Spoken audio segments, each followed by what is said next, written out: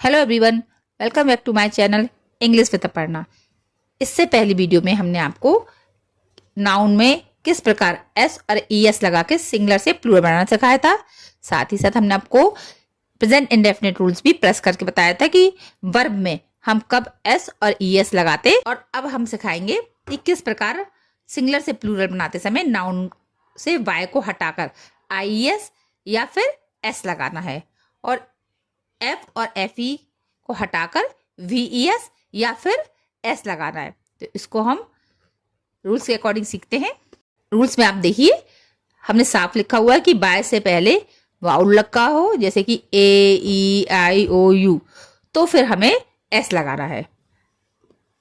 Otherwise why से पहले consonant हो तो हमें वाई को हटाकर आई ई एस लगाना है, यानी कि वाई को रिमूव करेंगे, उसको आई बना देंगे और फिर उसमें प्लस ई एस लगा देंगे, तो बन गया आई ई एस। विद एग्जाम्पल हम क्लियर करते हैं। स्टडी, अब हम सबसे पहले इसको क्या लगाना है, हमें आई ई एस लगाना है या एस, ये देखने से पहले हमें वाई के जस्ट पहले क्या लिखा है वो देखना पड़ेगा। डी, आपको पता है कि वाउल्स क्या होते हैं हमारे 5, उसमें से डी नहीं आता है, इसलिए हमने आई एस लगाया। लेकिन वही वाई से पहले ओ लगा हुआ है जो हमारा वाउल का है, इसलिए हमने उसमें एस लगाया, जैसा कि हमने रूल्स में ऊपर लिखा है। सेकंड एग्जाम्पल से समझेंगे। देखिए, ये वाई है, उससे पहले ए लगाए, ये हमारा वाउल्स है। अब वाउल्स क्या है ये हमने ऊपर लिखे हुए हैं, ए ई आई ओ यू।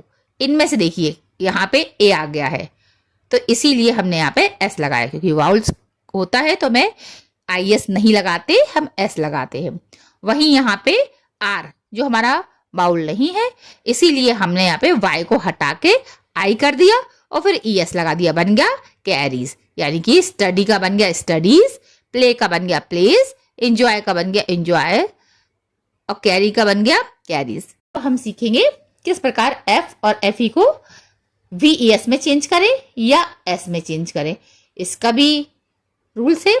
यदि किसी नाउन के अंत में एफ या एफ ई होता है तो हमें उन्हें हटाकर वी ई एस लगाना पड़ता है। लेकिन ध्यान रहे, ऐसा पूरा 100% नहीं होता है। कुछ हमारे ऐसे नाउन भी हैं जिसमें हम एफ और एफ ई के बाद सिर्फ एस लगाते हैं। तो हम एग्जाम्पल से देखेंगे।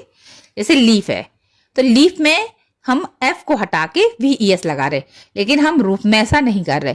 जैसा कि हमारा वाई का रूल्स था कि हम बाउल देख रहे थे और कॉन्सोनेंट, तो वो रूल्स हमारा 100% वैसे ही था। बट यहाँ पे ऐसा नहीं है।